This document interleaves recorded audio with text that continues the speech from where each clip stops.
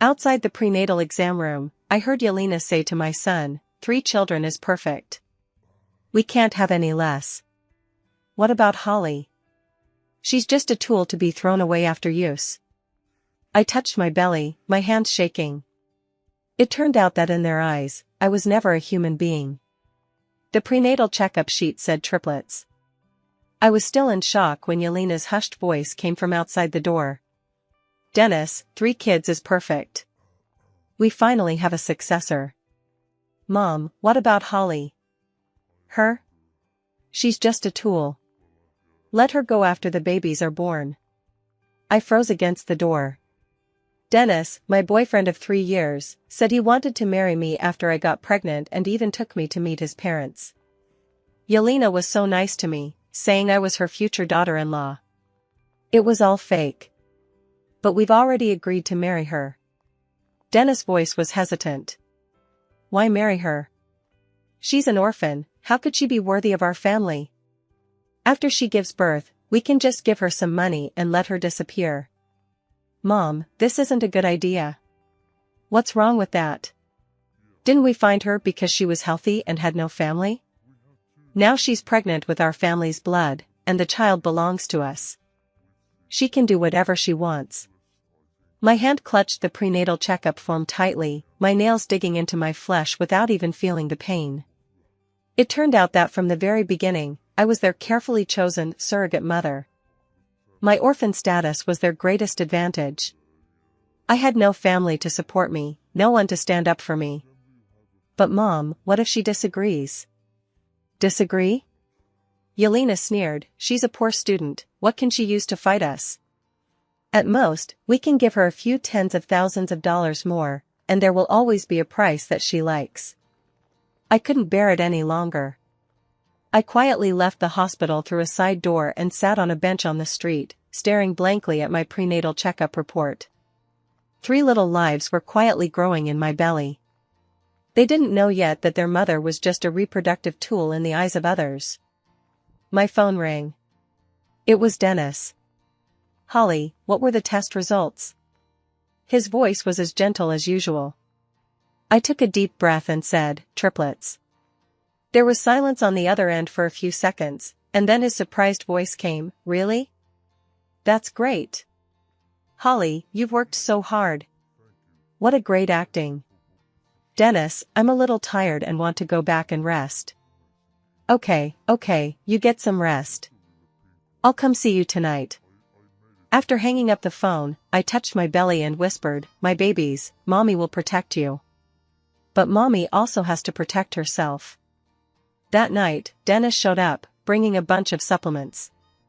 "Holly, the doctor said triplets have high nutritional needs, so you need to take more supplements." He sat next to me and gently touched my belly. I looked at him, and suddenly, I felt so strange. This man, the one I'd loved for 3 years, had been lying to me the entire time. "Dennis, when are we getting married?" I asked tentatively. He paused, then smiled and said, "We'll get married after the baby is born. Your health is more important now." "Why wait until after the birth?" Because it's inconvenient to have a wedding during pregnancy." His explanation was a bit forced. I nodded and said nothing more. From that day on, I secretly observed Dennis's family's every move. Dennis is more considerate than ever, visiting me every few days and always bringing various supplements and nutritional products. Yelena also calls frequently to inquire about my well-being. On the surface, I look like a doting future daughter-in-law. But I knew I was just an expensive surrogate, their concern wasn't me, but the baby inside. 2 months later, my belly was noticeably bigger. Yelena suggested I move in with Dennis, saying it would be easier to care for me. "Holly, you're too lonely living alone. Come move to our house and we'll have a nanny to take care of you." Yelena took my hand, her tone kind. I looked at her and remembered what I heard that day at the hospital. "Auntie, I'm used to living alone. I'd rather not move." Yelena's expression changed, but she quickly returned to her smile. "That's fine, but you have to keep your prenatal checkups and call us anytime if anything happens." "Okay." After seeing Yelena off, I immediately made a phone call. Zyla, it's me, Holly. Zyla is a lawyer I met at the Legal Aid Center. She's helped me with some minor matters before. Holly? It's been a while since we last spoke. What's up? Zyla, I'd like to consult you about some legal matters. Would it be convenient for you to meet in person? Of course, come to my office. The next day, I sat in Zyla's office and told her everything in detail. After listening, Zyla's face turned serious.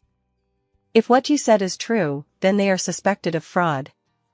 But the problem now is, you need evidence. What kind of evidence?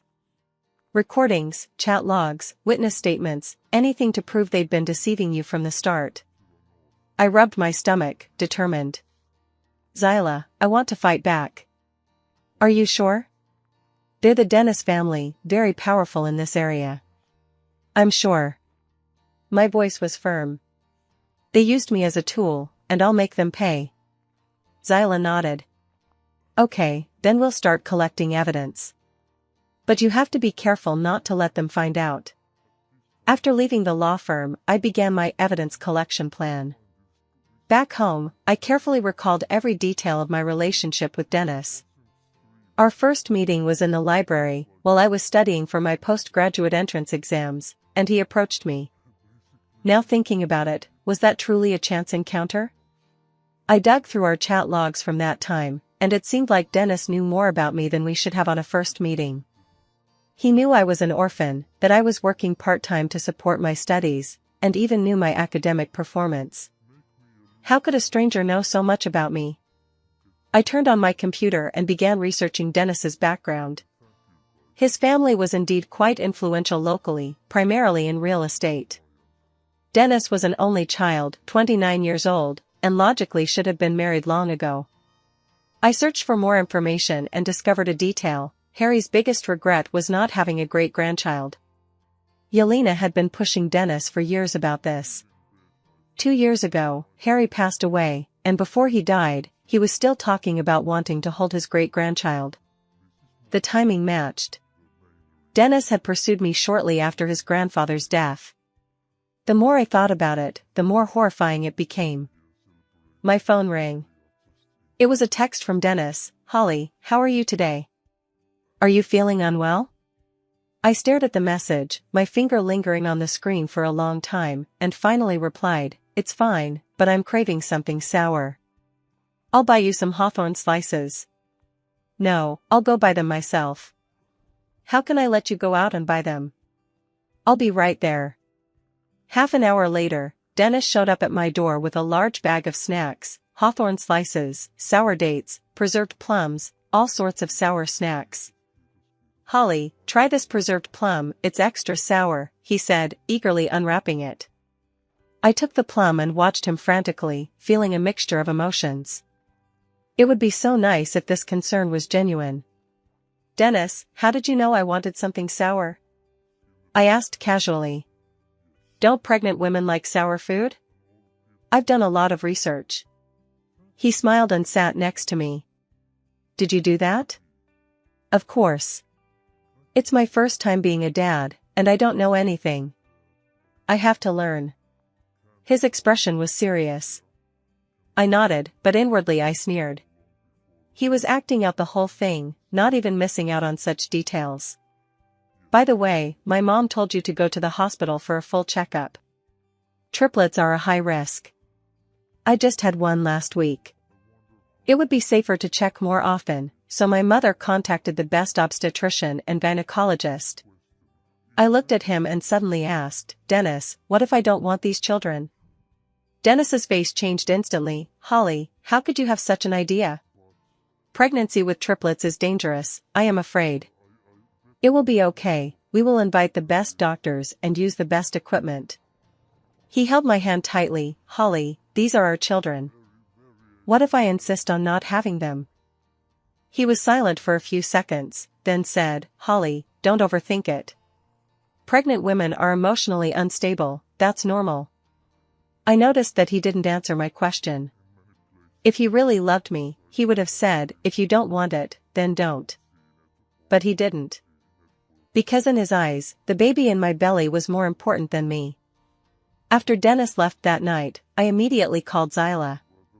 Zyla, I need a recording device.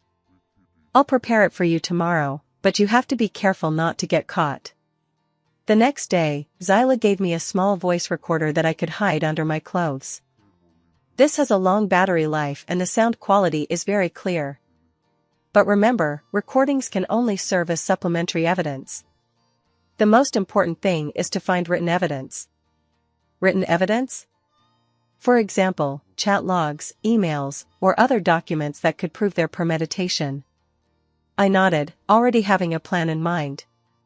That afternoon, Yelena called and asked me to go to dinner. Holly, it's been a while since I've been home. Today, I asked the nanny to make your favorite sweet and sour pork ribs. Okay, Auntie, I'll be right there. I put on the clothes that hid the recorder and took a deep breath in front of the mirror before leaving. Today is the beginning of my fight back. Dennis's villa is huge and luxuriously decorated. I was blown away when I first visited. Now, looking at it again, it feels cold. Holly's here. Yelena greeted, beaming. Come in. I've made all your favorite dishes today. The table was indeed filled with nutritious dishes suitable for pregnant women. Auntie, you're so thoughtful, I smiled and sat down. You're the hero of our family now, Yelena said, serving me some soup. 3 children. Our family is so happy. Hero. That word is used in an interesting way. Holly, what did the doctor say about your health? Dennis asked with concern. Pretty good, just some back pain. Back pain is normal, it's caused by the baby growing bigger and pressing on your nerves, Yelena said. Just bear with it, it'll be fine after you give birth. I noticed she said, it'll be fine after the baby is born, rather than we'll take care of you in the future. By the way, Auntie, can we get married after the baby is born? I asked tentatively. Yelena and Dennis exchanged a glance. Of course, Yelena said with a smile. But first, take care of yourself. There's no rush for other things. Another perfunctory response. After dinner, Yelena said she wanted to show me the child's room. As I followed her upstairs, I heard Dennis on the phone downstairs. We've prepared 3 rooms for the children, right next to the master bedroom, for easy care. Yelena pushed open the door of one. The room was warmly decorated, complete with cribs, toys, clothes, everything you need. Auntie, you've made such thoughtful preparations. Of course, this is our baby. Her eyes were full of anticipation. I looked around the room and suddenly asked, Auntie, where will Dennis and I live after the baby is born? Yelena was stunned for a moment. You can stay in the guest room. Guest room? The master bedroom is closer to the baby, so I'll stay there so I can take care of him. It's fine for you to stay in the guest room, too. I understand. In her plan, she'd take care of the baby after it was born, and Dennis and I would just be decorations. In fact, I wasn't even decorations. After visiting the children's rooms, I excused myself to go to the bathroom, hoping to find any clues. The bathroom was at the end of the hallway, and as I passed Yelena's room, I noticed the door was ajar. I peeked inside, but no one was there. After a few seconds of hesitation, I pushed the door open and walked in. The room was large, with a desk and some documents on it. I quickly flipped through them, mostly real estate deeds and investment documents. Just as I was about to leave, I saw a folder labeled Family Planning. I opened it and took a look, and instantly a chill ran down my spine.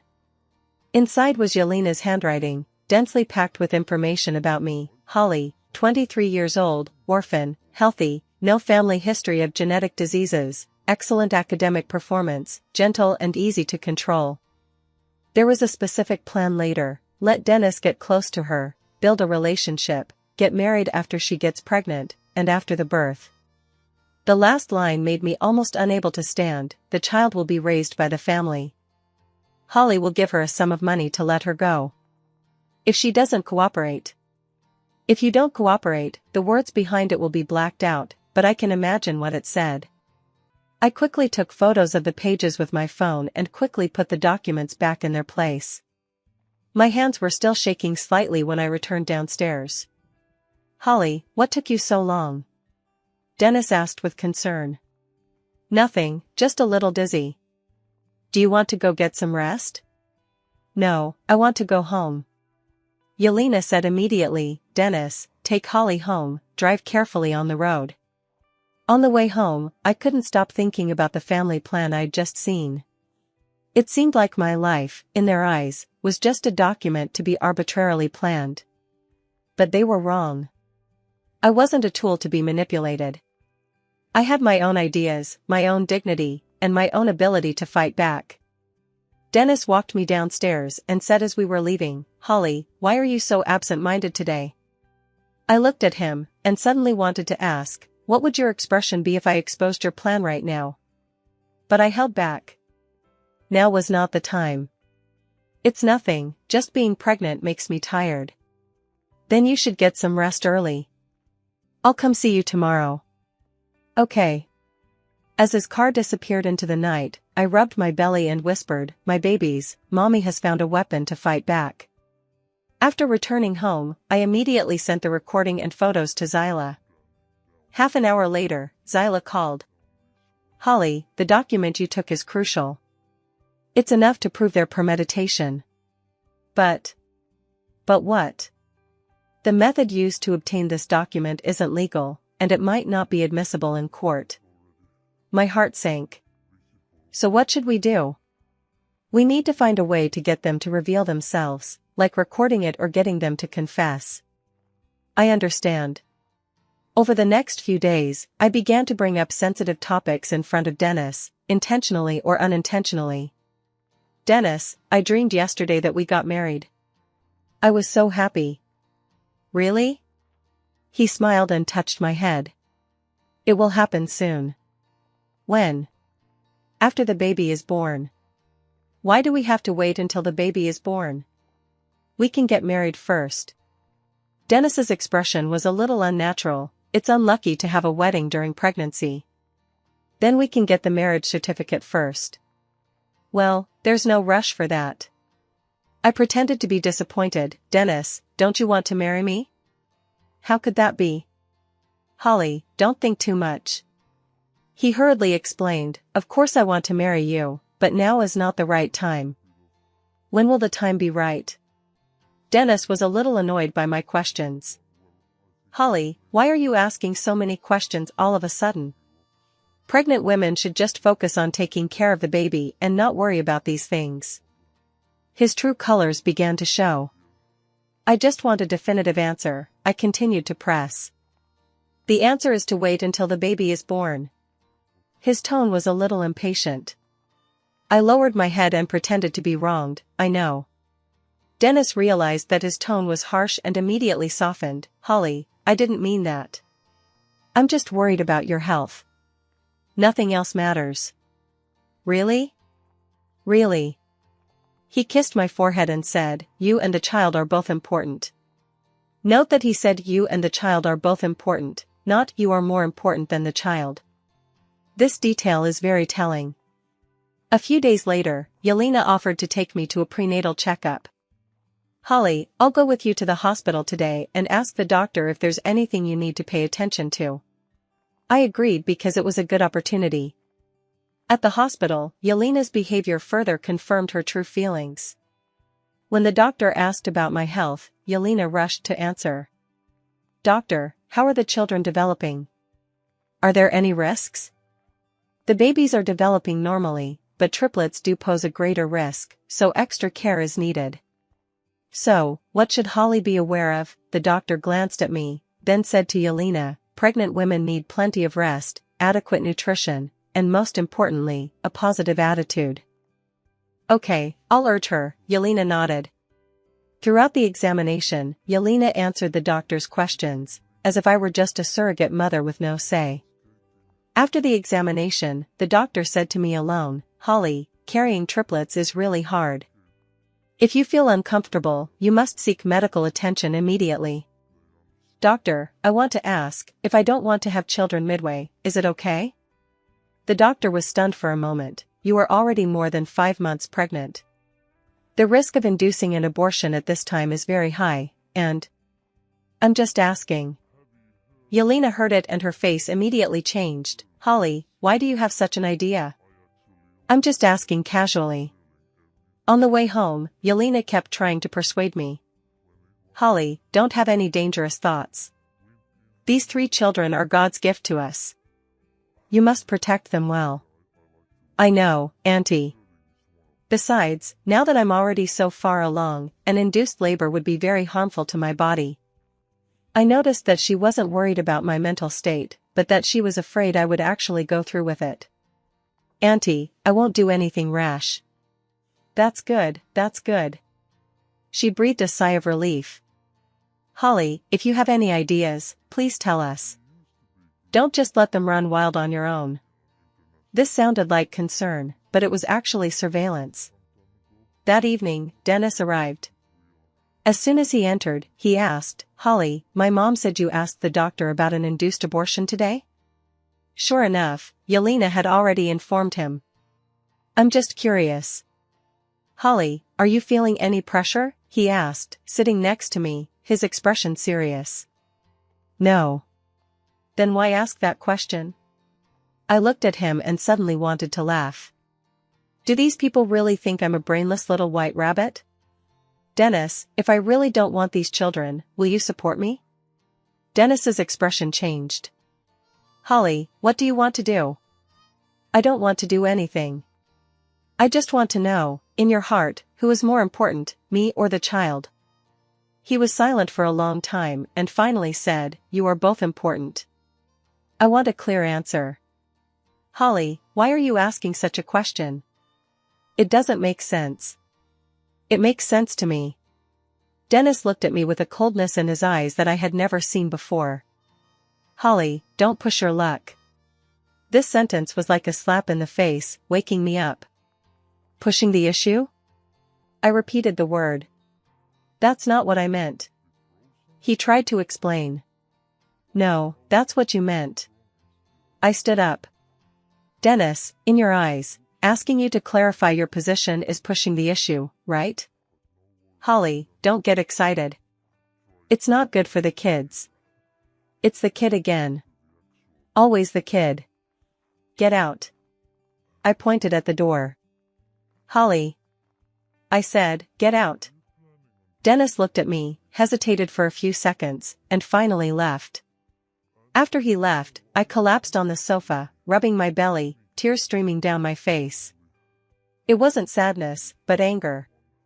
Do these people really think they can control my life? I pulled out my phone and called Zyla. Zyla, I've made up my mind. I'm officially fighting back. Have you thought about it? Yes. I wiped away my tears. I'm going to make them pay.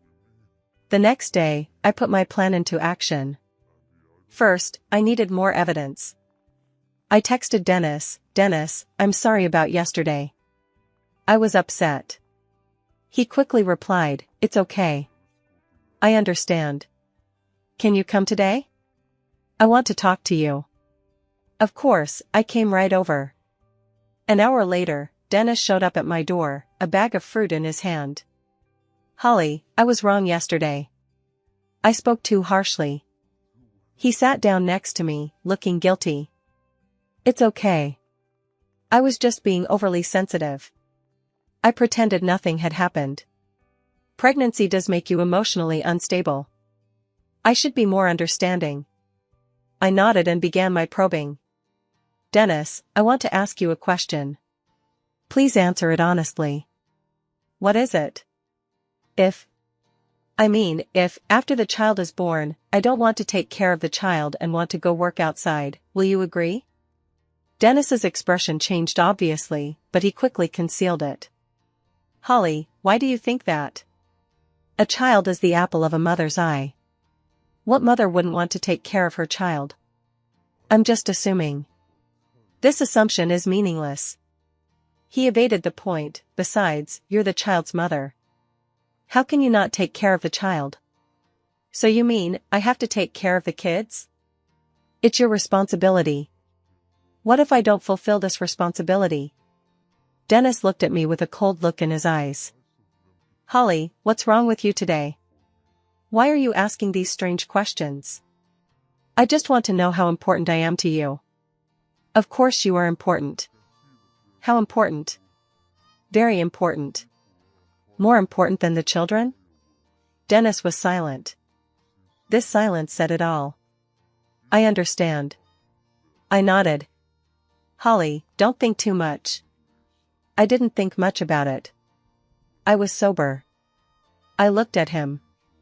Dennis, I have one last question for you. What? If I were to leave you right now, what would you do? His expression changed instantly. What do you mean? Nothing, I'm just curious. Holly, stop it. His tone began to get impatient. You're pregnant now, where can you go? I can go back to my hometown. Go back to my hometown?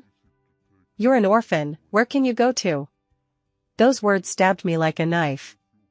Yes, I'm an orphan, without a home or anyone to rely on. That's why they chose me. So you mean, I have no choice but to stay here, right? Isn't it good here? We've been so good to you. Good? I smiled. Dennis, do you think you treat me well? Isn't it good? We provide you with the best nutrition, the best medical conditions. What if I don't want these? What if I only want your sincerity? Dennis fell silent again. Looking at his expression, I completely gave up. This man had never truly loved me. Go away. I stood up. I want to be alone. Holly. I say, go away. Dennis looked at me and finally left. After he left, I immediately pulled out my recorder. I recorded the entire conversation. While it wasn't a direct admission, it explained a lot. I sent the recording to Zyla and began preparing my next move. Since they were treating me like a tool, I'd show them that this tool would fight back. The next morning, I got a call from Yelena. Holly, Dennis said you weren't in a good mood yesterday. Are you feeling unwell? It's nothing, just a little tired. Then you have a good rest, I'll come to see you later. No, Auntie, I want to be alone. How can that be? You are in a critical period now, you can't be alone.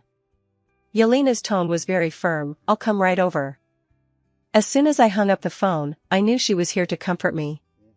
Sure enough, an hour later, Yelena showed up at my door, a thermos in her hand.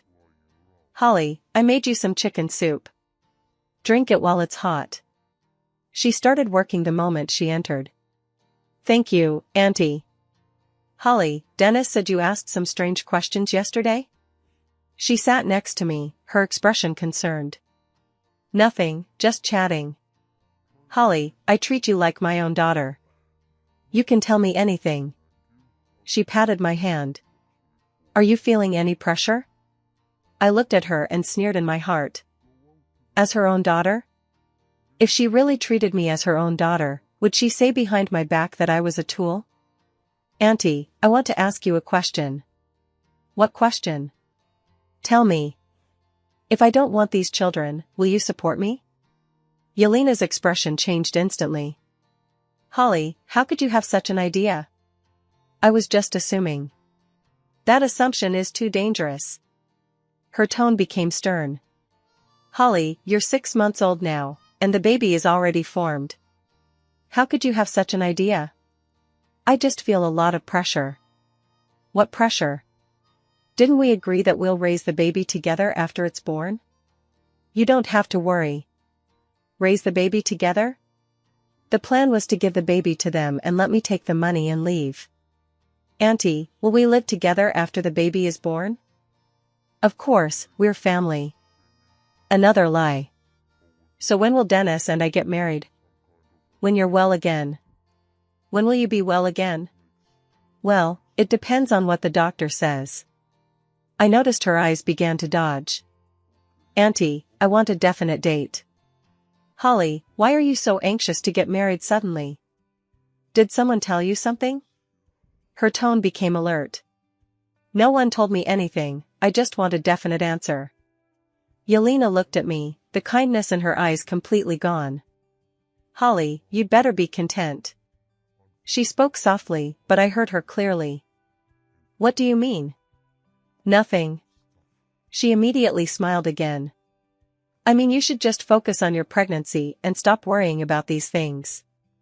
But I knew she had revealed her true colors. Auntie, what if I don't behave? I asked tentatively. Yelena's smile froze on her face. Holly, what nonsense are you talking about? I'm not talking nonsense, I just want to know, what will happen if I don't follow your arrangements? What plans? We don't have any plans.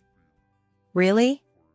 Yelena stood up and packed up the insulated box. Holly, I see you're not in a good state today, I'm going to go home first. Have a good rest, and call me if you have anything. She was in a hurry to leave, indicating that my question had unnerved her. Auntie, you haven't answered my question yet. What's the question? What will happen if I don't cooperate? Yelena paused, turned, and looked at me. This time, her face was devoid of any pretense of kindness. Holly, do you think you have a choice? This sentence chilled me to the bone. What do you mean? You're an orphan, pregnant with 3 children. Who else would want you besides us? Her tone turned cold. Holly, I urge you to be tactful and not ask for trouble. Finally, her true colors were revealed. So this is what you really think? We've treated you well enough, giving you the best living conditions and the best medical care. What else do you want? I want respect. Respect? Yelena sneered. Holly, do you deserve it? This sentence was like a slap in the face. Why am I not worthy? Because you're an orphan, because you're pregnant with Dennis's child, because you have no one to rely on except us. She said it bluntly, without any concealment. So in your eyes, I am just a reproductive tool? If you say so, then so be it. Yelena completely broke down. Holly, I tell you, you must give birth to the child. After the child is born, it belongs to us, and you can do whatever you want. What if I don't agree? Disagree? Yelena smiled. Try it. Then, carrying the insulated box, she left. I sat on the sofa, shaking all over. Not out of fear, but out of anger. Did these people really think they could trample on my dignity? I took out my recorder and listened to the conversation again. This time, Yelena spoke clearly. I immediately called Zyla. Zyla, I have important evidence. What evidence? I sent her the recording and explained what had just happened in detail. After listening to it, Zyla's tone became agitated. Holly, this recording is crucial. She admitted to using you as a tool, which is enough to prove fraud and physical control. So can we sue them now? Yes, but I suggest you collect some more evidence, such as their chat records or other written materials. I know where to find it. You have to be careful and don't take risks. I will. After hanging up the phone, I began to make a detailed plan. Yelena's words made me see the reality clearly, but they also gave me the greatest motivation. Since she thought I was an orphan with no choice, I would show her how an orphan fought back. That night, Dennis came as expected. Holly, my mom said you were very emotional today, he asked as he walked in. Yes, very emotional. I sat on the sofa with a calm expression. Why? What happened? Your mom told me the truth. Dennis's face changed. What truth? About your real plan. Holly, don't listen to my mother's nonsense, she sometimes speaks without thinking. Without thinking? I laughed. Dennis, do you think I'm stupid? I don't think so. Then tell me, what do you want to do? Dennis was silent for a long time and finally said, Holly, we treat you very well, why can't you be content? Content? Dennis, I want to ask you, from the beginning to the end, have you ever truly loved me for a second? He avoided my gaze. Answer me. Holly, what is love? Aren't we good together? Good? You think lying to me, using me, treating me like a tool, is good? I'm not treating you like a tool. No? Then tell me, in your heart, what am I? Dennis was silent again. Can't tell, right? I stood up and walked in front of him. Dennis, I'll tell you what I am. I am your carefully selected reproductive tool. I am the machine you use to continue your family line. I am the garbage you can throw away at will. With each sentence, my voice became louder. Holly, don't get excited. Why can't I be excited? I've been treated like a monkey for 3 years, why can't I be excited? Dennis looked at me, a hint of panic finally showing in his eyes. Holly, calm down, we can talk it over. Have a good talk? I sneered. You know we should have a good talk now? Why didn't we have a good talk in the beginning? Forget it, Dennis, we don't need to talk anymore. I sat back on the sofa. I've figured it out. What do you mean? I've figured out what I should do. Dennis's face paled even more. What do you want to do? Guess. I looked at his terrified expression, and for the first time I felt a surge of pleasure. Let them also experience the feeling of being dominated by fear. Holly, don't do anything rash. You're pregnant. I knew I was pregnant. I touched my belly. 3 kids, right? Yes. Then do you know who these 3 kids legally belong to? Dennis was stunned. What do you mean? It means you don't have the final say on who gets custody of the children. His expression changed completely. Holly, what do you want to do? I want to get back what belongs to me. What? My dignity, my rights, and custody of my child. Dennis looked at me, and for the first time, fear appeared in his eyes. Holly, we can negotiate. Negotiate? I laughed. Do you know we need to negotiate now? That's not what your mother said just now. What did my mother say? She said I was a tool, that I didn't deserve respect, and that I had no one to rely on except you. Dennis's expression became even uglier. She also said that the child must be yours and I can do whatever I want. Holly, that's not what we really think. Isn't it? I looked at him. Then tell me, what is your real intention? Dennis opened his mouth, but couldn't say anything. Because Yelena said what they really thought. Since you can't say it, then I will do what I think. What thoughts? You will know soon. I stood up and walked to the door. Dennis, you can go now. Holly. He looked at my resolute attitude and finally left. Watching him leave, I touched my belly and whispered, my dears, Mommy is going to seek justice for you and for myself. After Dennis left, I immediately began implementing my plan. First, I needed to move. If I continued living here, they could find me at any time, and I would be in a very vulnerable position. I contacted Zyla and told her my idea. It's safer for you to move now, but are you physically able to do so? Yes, I'm in good spirits. Okay, I'll find you a place that's secluded and won't be easy for them to find. The next morning, I started packing. There wasn't much to pack, just some clothes and daily necessities. Dennis rented the house, and he bought all the furniture and appliances. I had nothing. It's quite sad to think about it. After 3 years with him, I still have nothing left. As I was packing, the doorbell rang. I looked through the peephole. It was Yelena. I didn't open the door. Holly, I know you're in there. Open the door. Yelena called from outside. I still ignored her. Holly, don't be so shameless. Her tone became more vicious. I'm giving you one last chance. Open the door. I sneered and packed my things, completely ignoring her. Yelena made a scene outside for more than 10 minutes. Seeing that I didn't open the door, she finally left. But I knew she would come back with Dennis soon. I had to leave before they came back. At noon, Zyla came to pick me up. Have you packed your things? Okay. I'm carrying a small suitcase. That's all. So little? I don't have much anyway. Zyla looks at me with sympathy in her eyes. Holly, it won't happen again. You'll have your own life. I know. The new place was a 2-bedroom apartment in an older neighborhood. Although a bit dated, it was very quiet. It's quite remote, so they won't be able to find it for a while. And the landlord is very nice and won't disclose your information, Zyla said. Thank you, Zyla. Don't be so polite. Just have a good rest. Feel free to contact me if you need anything. After Zyla left, I sat in the empty room and felt truly free for the first time.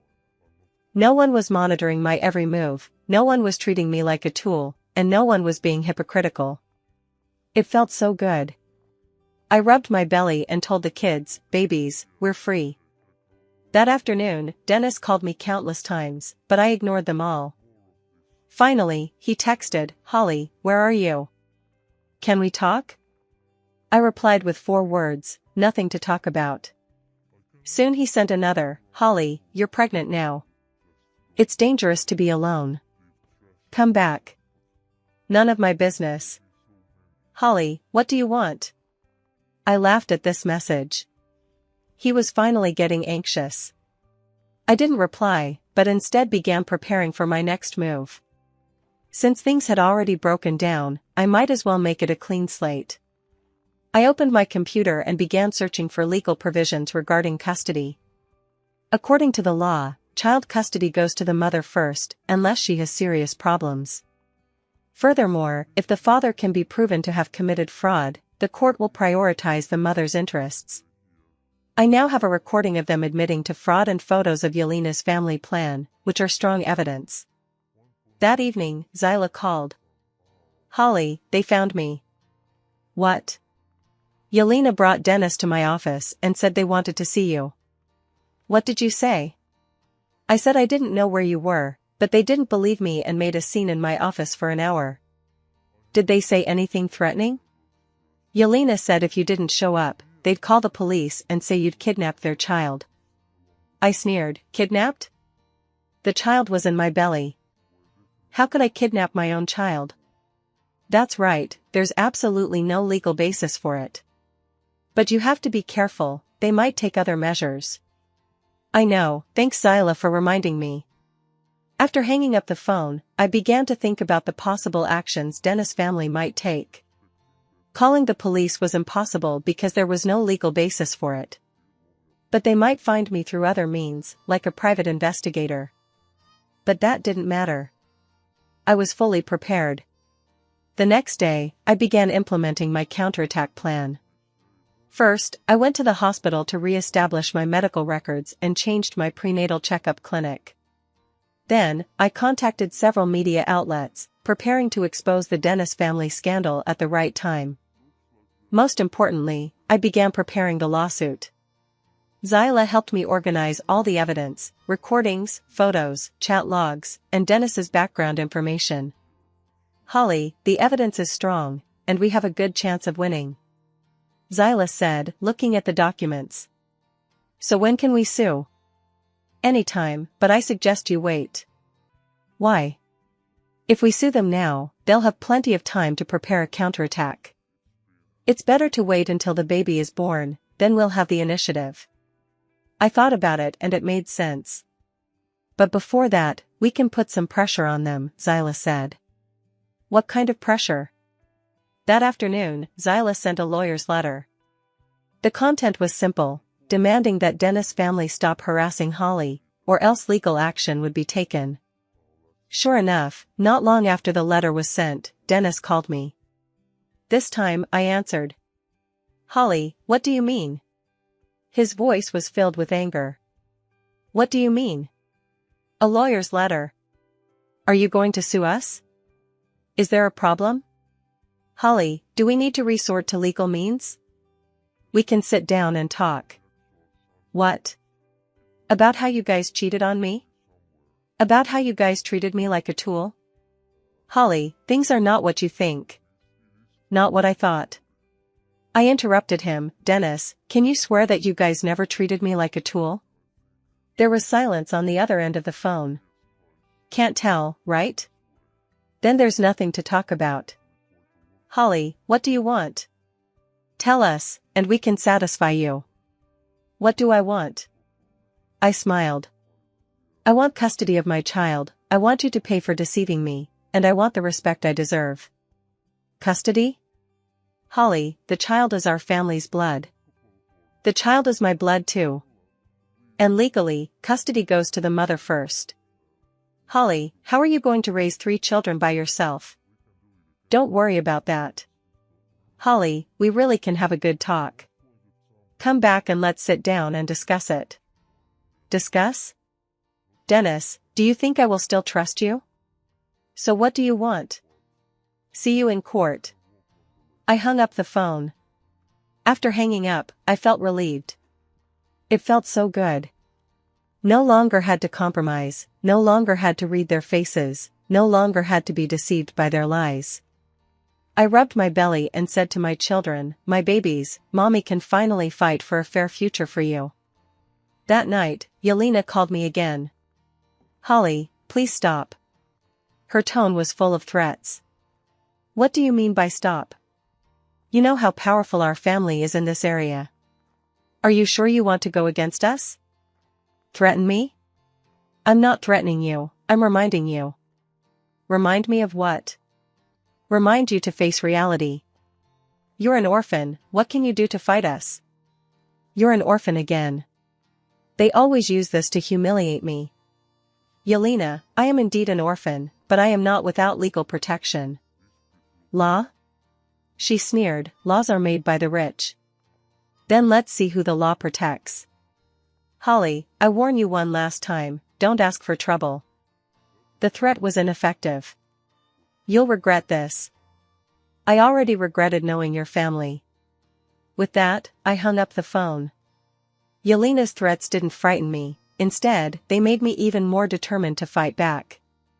Do these people really think they can do whatever they want? I want to show them that even orphans have dignity that cannot be trampled upon. Over the next few days, the harassment intensified. Unable to find my address, they resorted to other means of pressure. First, they called my former landlord, saying I owed them money and asking him to provide my information.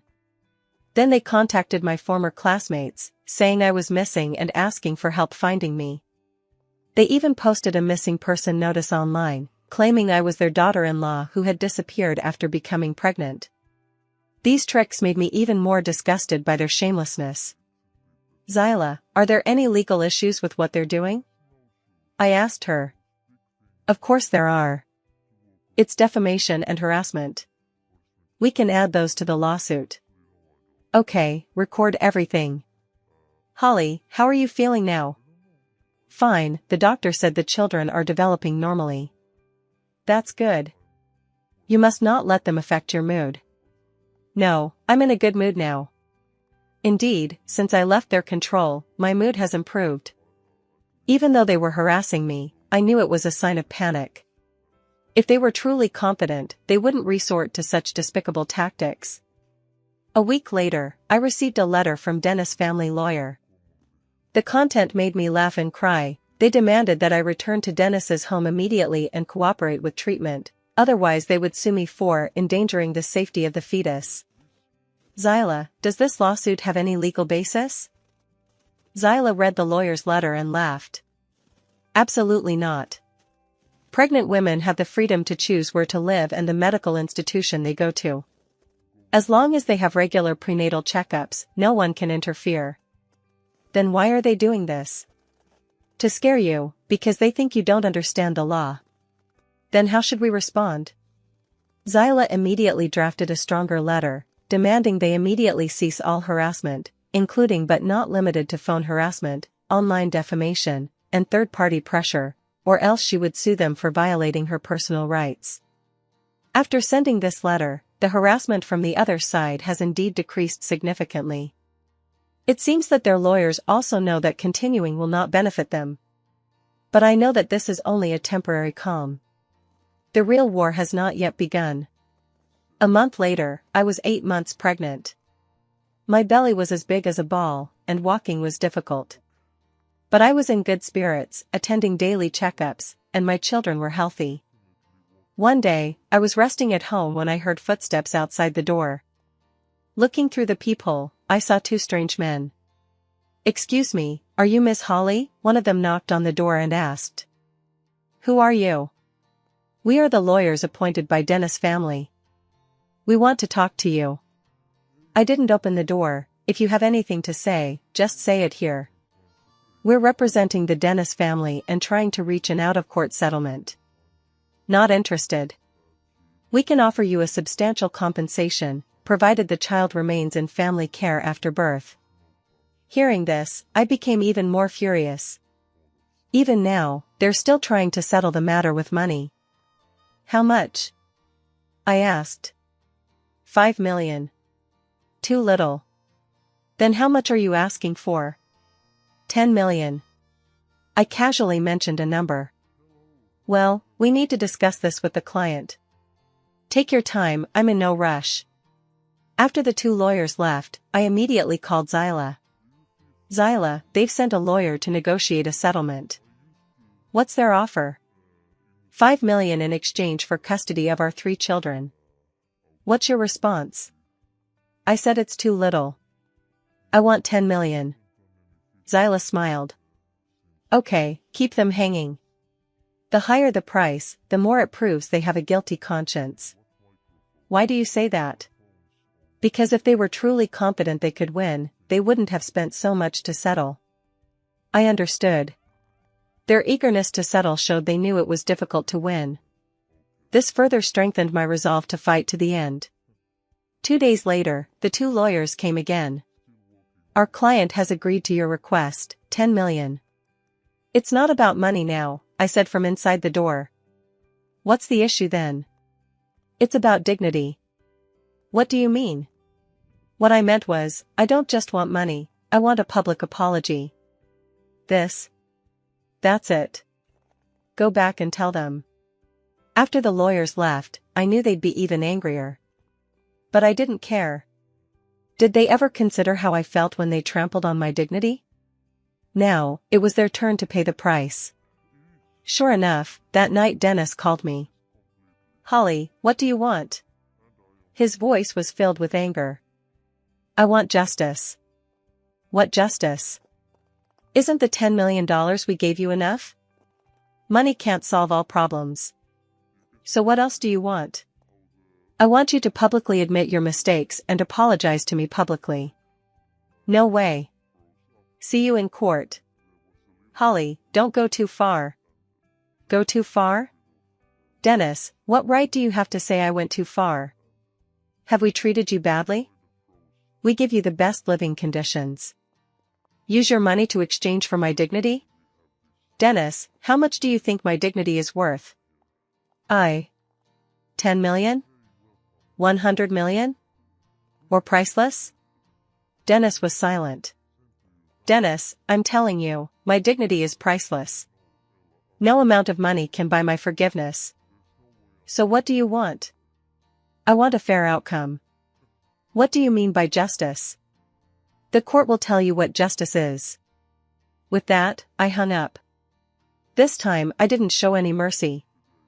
I knew that being soft-hearted would be cruel to myself. These people had never treated me like a human being, and now they wanted to pay me off, but that was impossible. I wanted to show them that there are some things money can't buy. Like dignity, justice, and a person's most basic rights. After 9 months, the doctor said I could give birth at any time and asked me to prepare my delivery bag. I had already chosen a hospital, the best obstetrics and gynecology hospital in the city, with excellent medical facilities and close to the courthouse. I could file the lawsuit immediately after the baby was born. That morning, I was packing my delivery bag at home when I suddenly felt a sharp pain. It was a contraction. I immediately called 911 and called Zyla. "Zyla, I'm going into labor." "What? Now?" "Yes, the ambulance will be here soon." "I'm rushing to the hospital." The ambulance arrived quickly, and the medical staff loaded me into the car and rushed me to the hospital. Upon arrival, the doctor examined me and said, "Your cervix is 3 fingers dilated. Prepare to go to the delivery room." The birthing process was more painful than I had imagined, but thinking of the 3 little lives I was about to see, I gritted my teeth and persevered. When Zyla arrived at the hospital, I was already in the delivery room. 5 hours later, accompanied by 3 loud cries, my 3 babies were finally born. "Congratulations, 3 healthy babies, 2 girls and a boy," the doctor said with a smile. Looking at the 3 rosy little creatures, I couldn't stop crying. It wasn't because of pain, but because I was moved.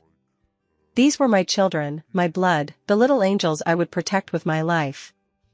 "My babies, Mommy finally sees you," I gently stroked their little faces. Zyla had been waiting outside the delivery room for a long time. When she saw me come out, she immediately came over. "Holly, how are things? Are the babies okay?" "They're all fine, 3 little angels." "That's great. You rest up first, and I'll take care of everything else." I knew what she meant by everything else. Dennis's family would surely know the news of the birth soon, and they would definitely come to the hospital. Sure enough, the next morning, Yelena and Dennis showed up at the hospital. However, they were stopped by security at the obstetrics ward. Because Zyla had informed the hospital in advance, no one could enter the ward without my permission. "Where's Holly? I want to see my grandson," Yelena shouted from downstairs. "This is a hospital, please keep quiet," the security guard advised. "My grandchildren are born, and I want to see them. Please contact the patient and get permission before visiting." Dennis took out his cell phone and called me, but I didn't answer. They made a fuss downstairs for an hour before being asked to leave by security. Zyla recorded it all. "Holly, their behavior gives us more evidence," Zyla said, "breaking into the hospital without permission and causing a scene. There are all evidence of character problems. So when will we press charges? How is your recovery going?" "Excellent, the doctor says it's going well. We'll go to court tomorrow to file our lawsuit." That afternoon, I named my 3 children. My oldest daughter, Ivy. My second, Ida. My son, Blake. Because they are my children, and they always will be. The next day, Zyla took me to court in a wheelchair. The indictment was ready, charging fraud, personal control, and emotional distress. The claim was for $2 million in emotional distress compensation and full custody of our 3 children. "Holly, are you sure you want to do this? Once we file a lawsuit, there's no turning back." Zyla confirmed one last time. "Yes," I said firmly. "Okay, let's get started." After the lawsuit was submitted, the court quickly accepted the case and notified the other party to respond. When the news broke, it caused quite a stir in the local area. A well-known wealthy family being sued by an orphan was a rare occurrence in the area. The media also began to pay attention to the case, and a reporter came to the hospital wanting to interview me. "Ms. Holly, why did you sue the Dennis family?" "Because I want to fight for the rights that I and my children deserve." "Can you be more specific about what rights they are?" "The most basic dignity as a human being, and the right to custody as a mother." "Have they responded?" "You can ask them for their response." After the interview video aired, it garnered even greater attention. Various discussions began to surface online, some supporting me, some questioning me. But I didn't care, because I knew what I was doing. I'm fighting for the dignity of all women who have been deceived and exploited. I'm fighting for the rights of all mothers to not be deprived. The other party responded quickly, holding a press conference with Yelena in person. "Holly is our daughter-in-law, and our children are the blood of our family." Yelena said to the camera, "She's suing us now because she was instigated by others. We've never treated her unfairly and have provided her with the best living conditions and medical care. She's raising 3 children on her own now, and she can't take care of them all. They'll have a better future with us." Seeing this news, I sneered. They're still trying to distort the truth and defend themselves. "Zyla, does what they're saying affect our case?" "It has no impact. Facts speak louder than words. We have recordings, photos, and chat logs, all irrefutable evidence. So when will the trial begin? The court announced it's next Wednesday. Are you ready? Yes, I am. I touched my 3 sleeping babies beside me, and my heart was filled with strength. For them, for myself, and for all women whose dignity has been trampled upon, I must win this case. 2 days before the trial, Dennis came to see me at the hospital again. This time he didn't bring a lawyer, nor did he bring Yelena, he was alone. "Holly, can we talk alone?" he said at the door of the hospital room. "There's nothing much to talk about. Just 5 minutes. If you still don't want to reconcile after 5 minutes, I'll leave immediately." I thought about it and agreed. "Tell me what you want to say." Dennis walked into the ward and saw the 3 children, his eyes flashing with tenderness. "They are beautiful." "Thank you. Holly, I know what we did before was not right, but we really don't mean any harm." "No ill intentions?" I sneered. "Using me as a tool is what you call no ill intentions? We just wanted a child so badly that we made some wrong decisions. So you can deceive me and use me?" "I'm sorry." Dennis lowered his head. This was the first time he apologized to me. But it was too late. "Dennis, you know what? If you had been honest with me from the beginning, maybe things would have been different." "What do you mean?" "If you had told me the truth, told me your family needed a child and needed my help, maybe I would have agreed." Dennis looked up at me. "But you chose to deceive me, to use me as a tool, and to trample on my dignity." "Holly. So it's too late to say anything now. Then what do you want? Money? A house? Or something else?" Hearing this, I became even more disappointed. Even now, he still thinks everything can be solved with money. "Dennis, you'll never understand." "Understand what?" "Understand what respect is, what sincerity is, and what the most basic trust between people is." Dennis fell silent. 5 minutes are up, you can go." "Holly, one last question." "What? Do you hate me?" I looked at him and thought for a long time. "No." "Really?" "I really don't hate you, because hating someone is tiring, I don't have the energy for it." "Then. But I will never forgive you." Dennis's face turned pale.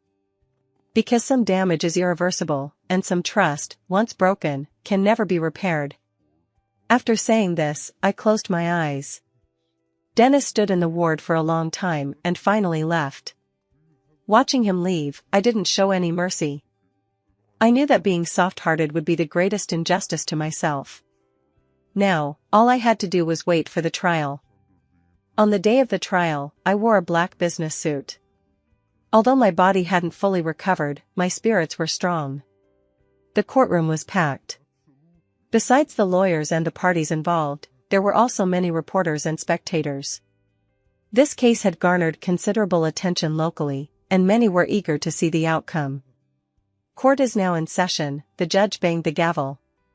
First, my lawyer, Zyla, presented the case.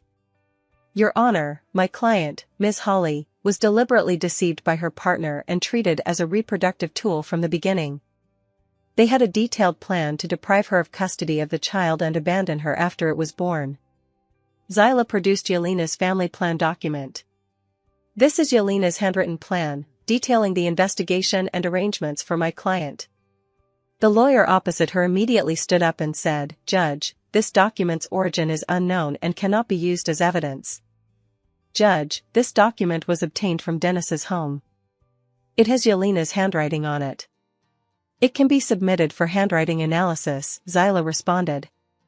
The judge reviewed the document and said, "It can be used as evidence, but a handwriting analysis is needed to confirm its authenticity." Next, Zyla played the recording of Yelena admitting to using me as a tool. Yelena's voice was clear in the recording. "Holly, do you think you have a choice? You're an orphan, pregnant with 3 children. Who else would want you besides us? Do you deserve it? Just because you're an orphan, just because you're pregnant with Dennis' child, just because you have no one to rely on except us. When this recording was played in the courtroom, many people gasped. Yelena's words were so vicious, she didn't treat me as a human being at all. The lawyer tried to refute the claim. This recording was made when my client was emotionally agitated. It doesn't represent her true thoughts. Judge, what is said when emotions are high is often the most truthful, Zyla countered. And this is not the only evidence. Next, Zyla played Dennis's recording. Although he didn't directly admit it, their true intentions were clear from the conversation. Then there were the actions they took after I disappeared, posting a false missing person notice, harassing my friends and landlord, and causing a scene at the hospital. These actions demonstrate the opposing family's character flaws and their desire to control my client. The opposing attorney then spoke. Your Honor, my client never treated Ms. Holly maliciously. On the contrary, they provided her with the best living conditions and medical care. Ms. Holly's emotional instability during her pregnancy led to these misunderstandings. We sincerely hope to start a family with her and raise children together. Furthermore, with our financial situation, we are fully capable of providing the children with a better education and life. Dennis's lawyer's statement was official, but it didn't contain any substantive rebuttal. Then came the statements from both parties. I stood up and looked at the judge. Judge, I just want to say one thing. I am not a commodity, not a tool, I am a human being with dignity. I have the right to know the truth, the right to make my own choices, and the right to raise my own children. They deceived me from the very beginning, using me as a tool to achieve their goals. When I discovered the truth, instead of apologizing, they threatened me and tried to control me. I am suing them not only for myself but also for all women who may be treated like this. I hope the court can give me a fair judgment. After saying these words, I sat down. Yelena also stood up and spoke. Judge, Holly is our daughter-in-law, and the children are our blood. How is she raising 3 children now, alone, without a job and no income? The children can only have a better future if they stay with us. We're willing to give her some money as compensation so she can start a new life. Hearing this, I sneered. She's still talking about giving me some money to get rid of me. The judge asked a few key questions. Yelena, do you admit to writing that family plan? That was just written casually, not my true thoughts. Do you admit to saying the words in the recording? I was emotionally agitated. Please answer the question directly. Yes, I did, but that wasn't my intention. The judge asked Dennis again. Dennis, when you were pursuing Holly, did you tell her your family's true plan? Dennis hesitated for a long time. No. I told her directly. Why didn't you tell her? Because I was afraid she would not agree. This sentence was tantamount to admitting fraud. The judge asked a few more detailed questions, but the answers were forced, clearly lies. Finally, the judge adjourned the courtroom and announced the verdict at a later date. I left the courtroom feeling relieved. I'd said everything I needed to say, done everything I needed to do. All that remained was up to the judge. Holly, you did a great job. Zyla patted my shoulder. Thank you, Zyla. Without you, I wouldn't be able to get this far. This is what I should do. Outside the door, many reporters gathered around. Miss Holly, what do you think of today's trial? I believe the court will render a fair verdict. What if I lose the case? I won't lose, because justice is on my side. What do you want to say to the Dennis family? I looked at the camera and said seriously, I want to tell all the women who have experienced the same thing as me, don't be afraid. Be brave and fight for your rights. No one can trample on your dignity, and no one can use you as a tool. With these words, I left the courthouse accompanied by Zyla. Back at the hospital, my 3 babies were still fast asleep. I gently stroked their faces and whispered, my dears, Mommy has fought for your rights. Soon, we'll be able to live freely. A week later, the court issued its verdict.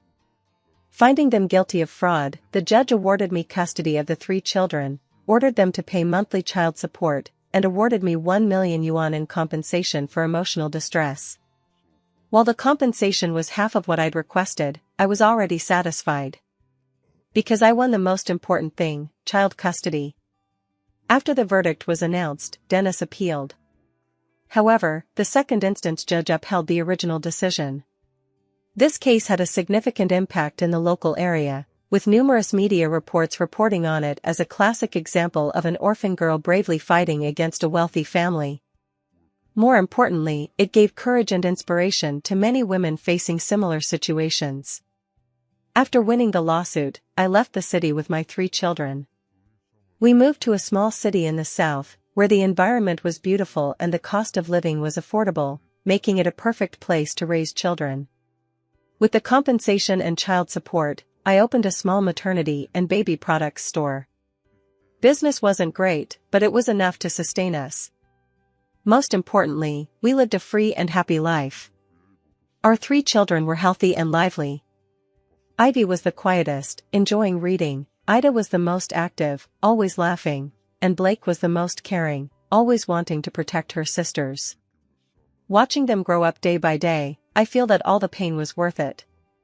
Sometimes I still think of Dennis and that betrayed relationship. But I'm no longer angry or sad. Because if it weren't for that experience, I wouldn't have my 3 little treasures today. In a sense, I should thank Dennis. They gave me 3 of the most precious gifts in the world.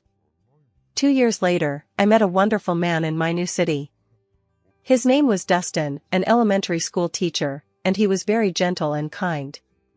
After learning about my situation, he not only didn't mind, but instead said, "You are a brave woman, and I admire you very much." We dated for a year, and he treated our 3 children as if they were his own. The children also loved him and called him Uncle Dustin. "Mom, when will Uncle Dustin become our dad?" Ida asked me innocently one day. "Do you want him to be your dad?" "Yes," all 3 children said in unison. At that moment, I knew we had found our true family. On my wedding day, I wore a simple white dress, and my 3 children served as my bridesmaids and groomsmen. There wasn't a lavish wedding, no expensive diamond rings, but I'd never been happier. This time, I met someone who truly loved me. He loved not only me, but also my past, my children, and everything about me. At the wedding, when the pastor asked, "Are you willing to accept her and her children?" Dustin said without hesitation, "I do." At that moment, I couldn't stop crying. This is the kind of love I want, no deception, no exploitation, only sincerity and acceptance. Life after marriage was ordinary but happy. Dustin officially adopted 3 children, giving them fatherly love and warmth. We run the shop together, raise our children together, and plan our future together. Occasionally, I'll hear from friends back home that Dennis's family business isn't doing well and that he's still single. But none of this concerns me anymore. I have my own life, my own family, and my own happiness. 5 years later, a local TV station wanted to make a documentary about women's rights and approached me. "Holly, would you like to share your story?" I thought about it and agreed, hoping my experience could help more women. On the day of the shoot, I sat in the sunny living room while my 3 children played in the yard and Dustin prepared lunch in the kitchen. "What do you think was the biggest change in you as a result of that experience?" the reporter asked. "It made me understand my own value." I said, "A person's value isn't defined by others, but by themselves." "Do you regret that decision?" "No. If I had to do it again, I would still choose to fight back." "Why?" "Because dignity is more important than anything else. Losing it means losing the very essence of being human." What would you say to women who have experienced similar situations? I looked into the camera and said earnestly, "Don't be afraid, don't compromise.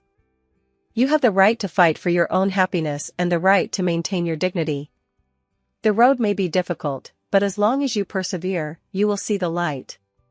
After the documentary was broadcast, many women wrote to me, sharing their stories and thanking me for the courage that gave them strength. When I received these letters, I felt that my original choice was right. If my experience can help even one woman stand up bravely, then it will all be worth it.